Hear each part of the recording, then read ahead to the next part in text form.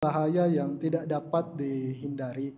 Apa bahaya yang sulit untuk kita tangkal ini para Bapak Ibu? Sulit bagi kita untuk menghalau, bahkan termasuk Sang Buddha dan siswa para arahantanya. Sebagai yang pertama itu, kalau bahasa Palinya disebut sebagai jara atau dikenal sebagai tua. Yang kedua yaitu biadi atau sakit. Marana sebagai yang ketiga kita pahami sebagai kematian. Dan yang terakhir yaitu kama wipaka. Aku salah kama wipaka. Ini sulit bagi kita untuk mengatasi.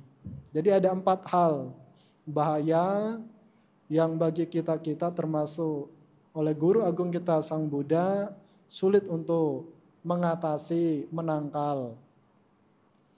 Nah, para Bapak Ibu, kalau kita merenungkan karena begitu sulit bahkan tidak bisa untuk kita tangkal terkait mengenai 4 bahaya itu sendiri, kita itu layaknya itu seperti analoginya itu para Bapak Ibu seperti peliharaan atau ternak. Kalau kita punya ternak itu kan para Bapak Ibu selalu diarahkan oleh para pemiliknya. Makan diarahkan seperti bebek seperti itu kan. Ataupun kawanan domba. Kemana ada tempat yang begitu subur, diarahkan domba-domba tersebut ke tempat tersebut supaya bisa makan. Asupannya dapat diperoleh. Kemudian ketika sudah waktunya kembali ke kandang, diarahkan lagi sama pemiliknya untuk ke kandang. Nah, begitu juga seterusnya seperti itu. Nah, kita yang dalam hal ini para Bapak Ibu yang telah mengambil kelahiran yaitu sebagai sosok makhluk yaitu manusia. Dari lahir kita ini ya digiring dari waktu ke waktu kemana? Ke usia tua. Setelah ke usia tua kita digiring kemana lagi? Ke sakit.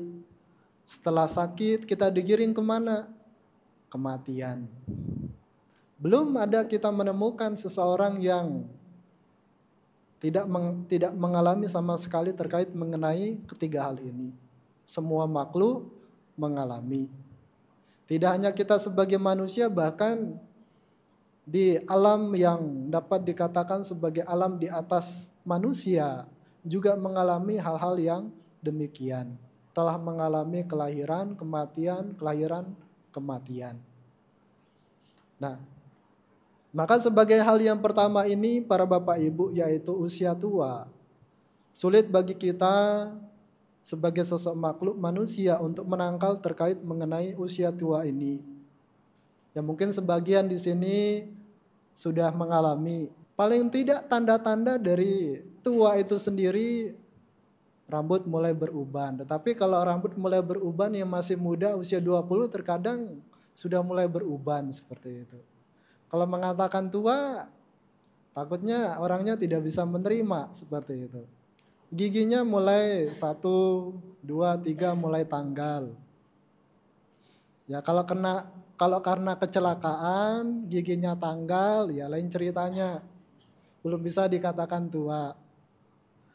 Nah, ini giginya tanggal memang sudah waktunya. Tidak perlu ada satu benda yang perlu kita bentur sehingga giginya bisa tanggal. Tapi memang demikian, kalau memang sudah waktunya tanggal, ya pasti tanggal.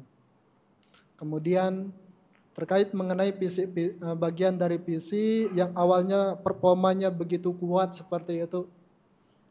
Begitu energik, dayanya sudah mulai banyak berkurang.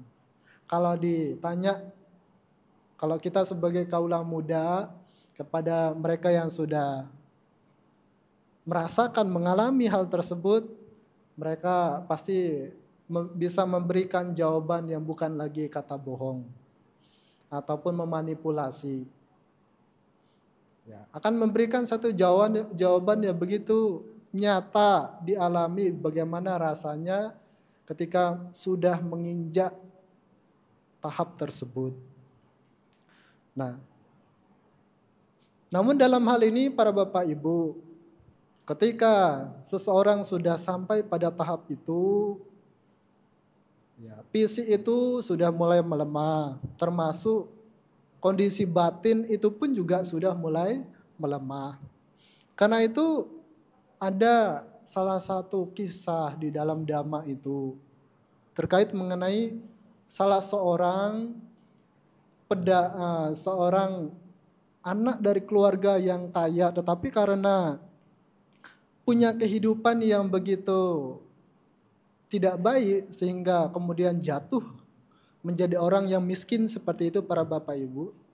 Ya, sebenarnya dikatakan oleh Sang Buddha, ketika orang ini seumpama menjadi seorang biku di saat masih muda, masih sangat memungkinkan pemuda ini akan menjadi seorang arahanta. Nah, ketika ia menjadi seorang biku di usia pertengahan usianya, sangat memungkinkan ia menjadi seorang Arya, yaitu anagami. Nah, ketika ia memasuki tahap yang berikutnya, bisa sangat memungkinkan untuk mencapai sakadagami dan sotapanna. Karena usianya itu makin bertambah. Oleh karena ya kalau kurang secara daya upaya, semangat, motivasi memang sangat berpengaruh bagi seorang individu dalam hal spiritual. Apalagi dalam hal kehidupan sebagai seorang perumah tangga, masa-masa emasnya itu kan para Bapak Ibu di saat masih muda. Untuk mencapai satu kesuksesan di dalam kehidupan sebagai seorang perumah tangga. Ke tahap berikutnya itu sudah mulai tingkatannya sudah berbeda dalam hal pencapaian. Apalagi sudah sepuh. Mau berjuang dari nol kalau tidak punya sumber daya dan pengetahuan, keterampilan, tentu outputnya, hasilnya pun juga sangat jauh berbeda seperti itu. Nah, maka para Bapak Ibu di saat kita masih punya daya yang kuat secara fisik, punya batin yang masih kuat, secara kesadaran masih kuat, maka patut bagi kita para Bapak Ibu senantiasa untuk menjaga tata kebiasaan baik melalui sila moral itu sendiri. Dan senantiasa selalu melatih yang namanya pengembangan batin atau meditasi. Ini tentu baik bagi kita supaya ada bekal secara spiritual yang bisa kita miliki di saat kita sudah sampai pada tahap pertama ini, yaitu usia tua. Nah, karena bagi semua makhluk kita manusia pasti akan sampai pada tahap itu asalkan dengan syarat tidak mendahului. Ya, tidak mendahului para Bapak Ibu.